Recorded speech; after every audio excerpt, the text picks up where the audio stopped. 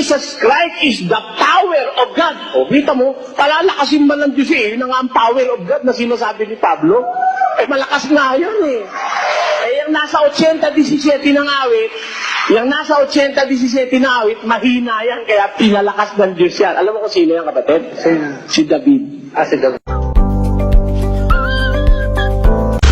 Si Eliseo Soriano, hindi lamang hari ng salungatan at kontradiksyon, kundi hari din ng sablay. Inaakit ang kanyang mga miyembro sa animoy kahusayan niya sa Biblia. Pero ang totoo, puro pasikat lang, puro pagyayabang lang, kaya nahuhulog sa kamalian. Kaya't ang Panginoon Diyos ay pinapag-iingat ang kanyang mga lingkod sa ganitong uri ng mga ngaral.